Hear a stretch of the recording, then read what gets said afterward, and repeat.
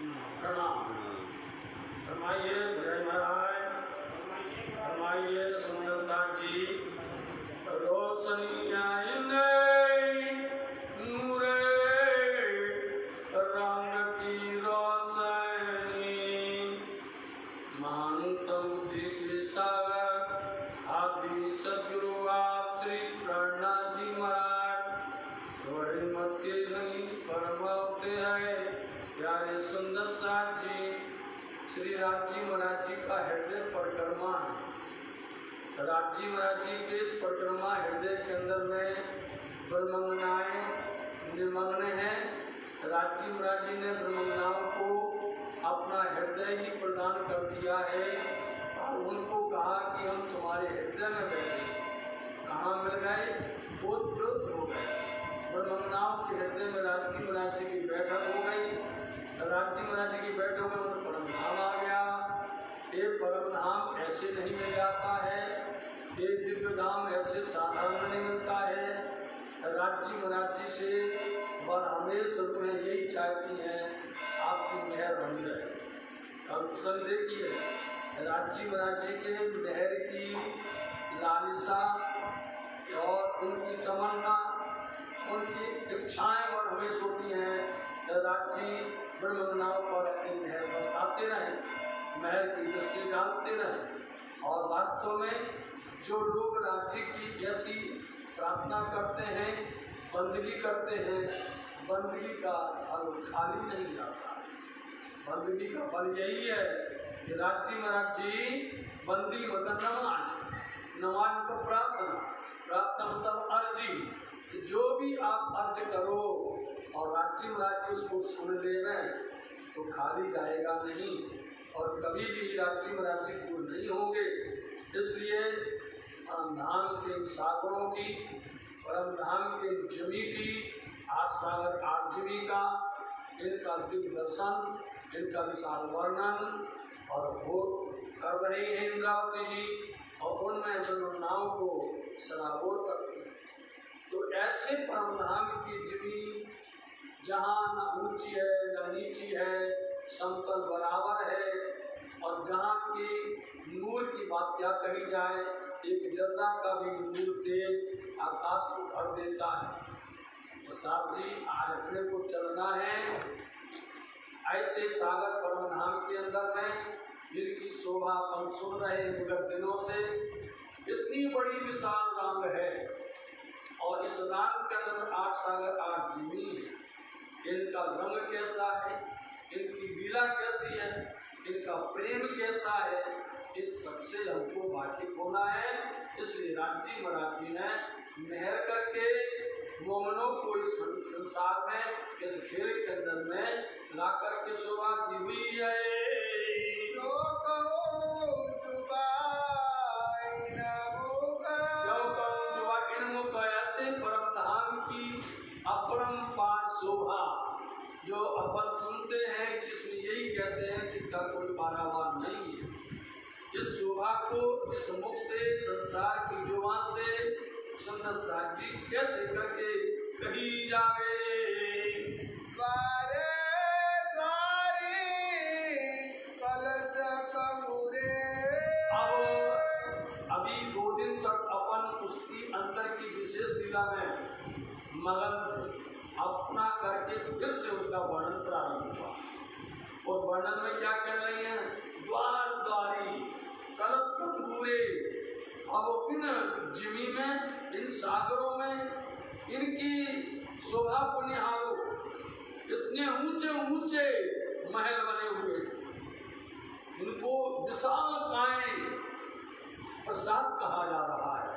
इतनी ऊंची ऊंची तो इनके दरवाजे, द्वार, दरवाजे द्वार मतलब दरवाजे, द्वारी, द्वारी मतलब की जो मेहराबे हैं, द्वार द्वारी और जो खिड़कियां हैं ऐसी ही विशाल, जितना बड़ा विशाल वर्णन है सागरों का उतने ही विशाल है। द्वार और द्वारी, सुंदर दरवाजा और दरवाजा विशाल काय है और दरवाजे के ऊपर दोनों तरफ में थम आएंगे, चबूतरे आएंगे, सीढ़ियाँ आएंगी, सुंदर बगीचा आएगा, वृक्ष आएंगे। इसलिए एक दरवाजे को देखो इतना विशाल है, और उनकी द्वारी को देखो, उनकी मेहराबों को देखो, साथ में मेहराबों को उनको निहार करके देखो, जो शब्द में नहीं आती है, इतनी ऊंचाई है उसको नाप नहीं सकते, नापने वाली सीमा खत्म हो चुकी है, उनको गिनती करने वाली सीमा खत्म हो चुकी है अब। इसलिए ऐसे बड़े बड़े द्वारी हैं।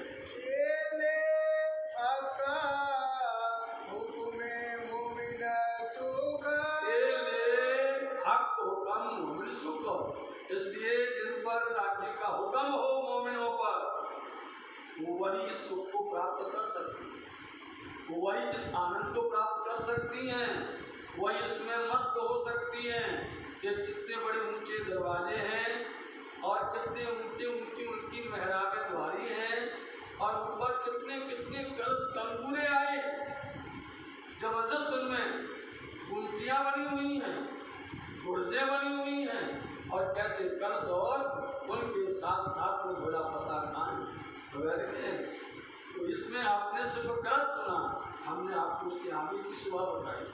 तो वो कलश है, तो कलश के ऊपर में ध्वजा लगा हुआ है, अब ध्वजा फहराता है तो उसमें बैरखें उसमें घुंघरू है, और घुंघरू हवा चलने पर वो बजती है। इतनी विशाल काय शोभा है, कौन ले सकता है? जो रस परम धाम की हो, राज्य महाराज ने जिन पर कृपा बरसाई हो, जिनके ऊपर धनी ने मेहर की हो, वही ये सुख ले सकती हैं।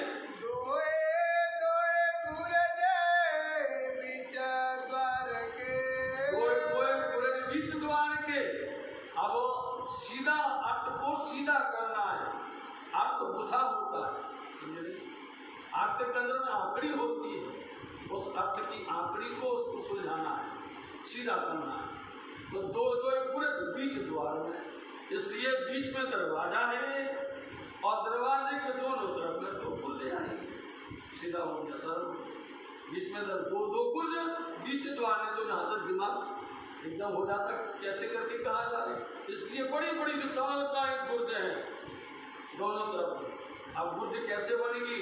उनमें जो थंब आए हैं दोनों तरफ में, और उन थंबों के ऊपर में भी ऊपर चल करके गुर्जे ऊपर बनती है। इसलिए बीच में विशाल दरवाजा है, और दोनों तरफ में दो गुर्ज आई हैं, दो छोटे द्वारी के। अब यहीं पर बंगला जी मैंने निशान देखिए आप, ये दो थंब है, देखिए आप, एक थंब दो थंब है नहीं, बीच में द्वार बना दरवाजा, खुद देख लीजिए। इसमें दो है, इसमें द्वारी दो है, एक इस तरफ की, एक इस तरफ की, इसको द्वारी मेहराब, एक इस तरफ की है मेहराब, एक उस तरफ की है। आप कहीं भी देख लीजिए, एक अंदर की एक बाहर की है, दोनों बने विशाल का एक थंब।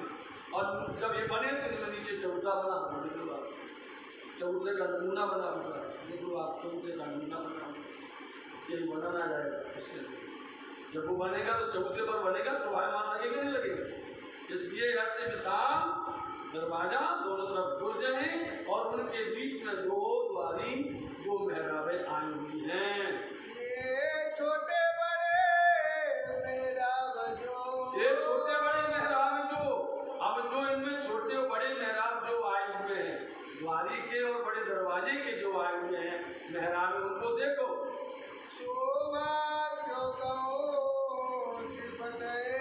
अब इसकी सिफत करें, इसकी हम प्रशंसा बढ़ाई, इसके गुण गाएं, इनके कहाँ तक करते रहे साथ जी? इनमें करते करते जाएंगे तो उम्र चली जाएगी, आगे का वर्णन नहीं हो पाएगा, आगे जो वर्णन करना है वो रह जाएगा, वो ठहर जाएगा। कैसे कहें सुंदर साथ जी? इंद्रावती जी बार बार यही प्रयास करती हैं कि सुंदर साथ के दिल में कैसे भराया जाए, सुंदर साथ को कैसे दिखाया जाए, सुंदर साथ को कैसे अनुभव कराया जाए। इसलिए शोभा को कैसे कहें?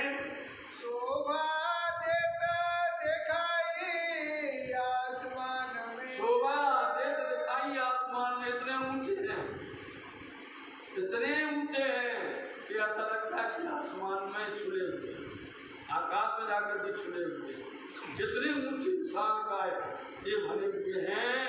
ऊंची सीढ़ियों नहीं शुमार। ऊंची सीढ़ियों नहीं शुमार। अब दरवाजे के आगे सीढ़ियां आई। इस नमूना को समझने के लिए रंगमहल में चलना पड़ेगा। रंगमहल की सीढ़ियों को समझ जाएंगे, यहाँ की सीढ़ी को समझ जाएंगे। रंगमहल के सामने का दर्शन को समझ जाएंगे, पूरा वर्णन आपको समझ में आ जाएगा। जिस तरह से रंगमहल के दोनों तरफ में आप देखिए चबूतरा आए हुए हैं।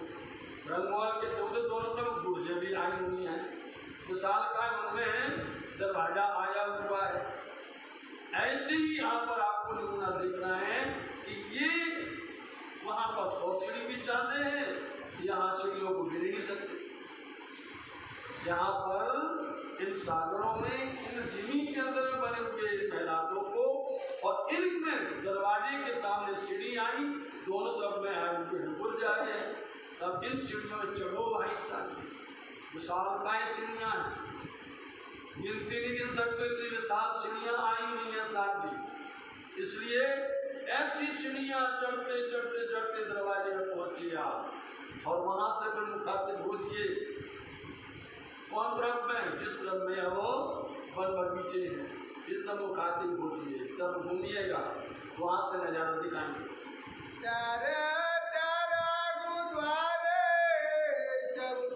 तभी आनंद आता, आया नहीं आया, मुखातिब हो गए, सीढ़ियों पर चढ़ गए। अब घूम करके वन बगीचे की तरफ में आपने अपना मुख किया तो क्या दिखाई दिया? 4 चबूतरे दिखाई दे रहे हैं, जैसे कि चांदनी चौक में 2 रंगमहल की दीवार से लगे हुए हैं और 2 बीच में आए हुए हैं चांदनी चौक में, जिनमें हरा लाल दरख्त आया हुआ है। ऐसे ही आए हैं सुंदर साजी, और इतना है कि ये जो दरवाजे के सामने आए हैं, चांदनी चौक में आए हैं, इनकी लंबाई चौड़ाई 33 मंजिल की लंबी चौड़ी आई हुई है, समझे। लेकिन उनकी लंबाई चौड़ाई नहीं नाप सकते, उनकी ऊंचाई भी नहीं नाप सकते, उन सीढ़ियों को भी नहीं गिन सकते हैं। इसलिए उसको दिल में माना की रखो, माना की करके उसका दर्शन करो। इसलिए 4 चबूतरे आए हैं, 2 लगे हुए दीवार से हैं जहाँ दरवाजा विशालकाय है, और ऐसे ही 2 नीचे आए हुए जहाँ वन बगीचे के सामने, दरवाजे के सामने 2 आए, इसलिए 4 हो गए। 2 वन के रंग नहीं पार। 2 रंग नंगा नहीं पार, वही जो 2 रंग के आए हैं, एक हरा एक लाल, पार नहीं है। गिनो इन चांदनी चौकों, अनंत अनंत चांदनी चौक दिखाई दे रहे हैं बेशुमार। ऐसे साजी विशालकाय वृक्ष आए हैं। रंगमहल के सामने 2 भंके हैं और इनकी भंकों ने गिनवा, इनको मत देखिएगा। इसलिए आए इतने विशालकाय वृक्ष आए हैं, हरे और लाल दरख्त, तो दोनों चबूतरे आए हुए हैं। 2 मुनारों लगते। 2 मुनारों लगते। अब क्या कहा जाएगा? इसलिए मुनार क्या बोलता? ऊंची स्थान को मुनार कहा जाता है। वो बहुत ऊंचा है, इतना ऊंचा है जो आकाश से छुला हुआ है। तो ये दोनों बुर्ज जो हैं, जो मुनार ऊपर तक आकाश से छुले हुए हैं, कहीं छाते चबूतरों पर। इनकी छात कैसे बनेगी? क्योंकि अभी उन्होंने बताया चबूतरा है, चबूतरा आया, खंभा आया, तो उसकी छात कहाँ बनेगी? चबूतरे पर तो आएगी, ऊपर तक गया, गगन चुंबी गए ऊपर तक, ऊपर वहां से देखते हैं उनकी छात चबूतरे पर छात पड़ती है दोनों तरफ से, और जो नीचे आए हुए हैं उन पर हरे और लाल दरख्त। 2 पीछे सीढ़ियां आगू द्वार के। इससे उसी को दोहराए कि 2 बीच सीढ़ियां द्वार के, इसलिए दोनों गुर्जों के बीच में दरवाजा, दरवाजे के आगे सीढ़ियां। आप उतर के चलो 2 सीढ़ियां, यही बड़ी सामने, इनको देख लो, दोनों तरफ में ओटले बने हुए, उनकी छात भी देख लो, चबूतरे पर छात भी बनी हुई है, उनकी मेहराब भी दिख रही है। पर चाहिए उस अपने को माना रखना पड़ेगा, माना रखोगे तो हाल हो जाएगा, और नहीं तो ये रह जाएंगे। तो सीढ़ियों से उतर करके नीचे तक चलिए। ऐसे ही दरवाजे से नीचे सीढ़ियां उतर करके आई। जुबा सिपता पहुँचे क्यों कर, जुबा सिपत पहुंचे क्यों कर, इसलिए एक जुबा कहाँ तक बखान करेगी, ये जुबा कहाँ तक उसका गुणानुवाद गाएगी, उसकी बढ़ाई करेगी, कर नहीं सकती है। शब्द अपने घूंघट में सुन करके आए कि शब्द की अब सीमा खत्म हो चुकी है, शब्द में आने वाली नहीं है, इसलिए आपको पूर्ण पहचान हो गई है, पूर्ण मार्फत में आ चुके हैं, इसलिए शोभा इसकी सिफत कहाँ तक कही जावे।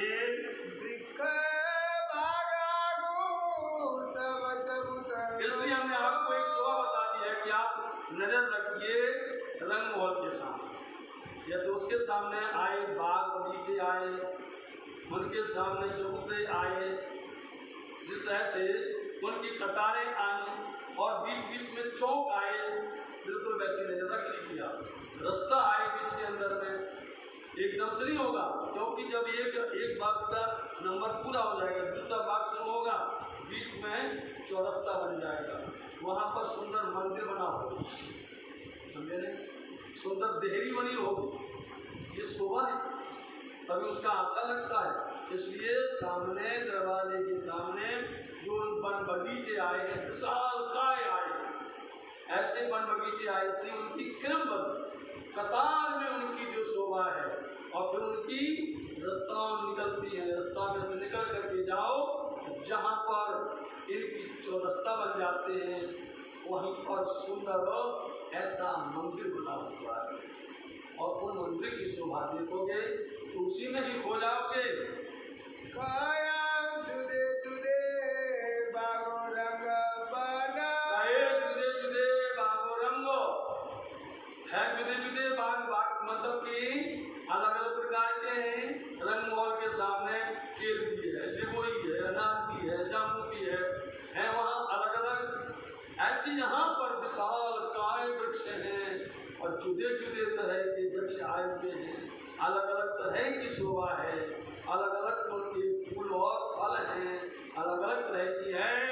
आगो देते खूबी इन द्वार ने, आगो देते खूबी इन द्वार ने, इसलिए विशाल काय दरवाजे के सामने चबूतरे चार और सामने वन बगीचे, इन बगीचों से जिस तरह से इसकी शोभा यह हो जाती है, और उनकी शोभा देख करके इतना आनंदित होते हैं, रूहें वहाँ विचरण करती हैं, खेलती हैं, और यहाँ खेलते खेलते धनी के साथ में यहाँ के नहरें आई।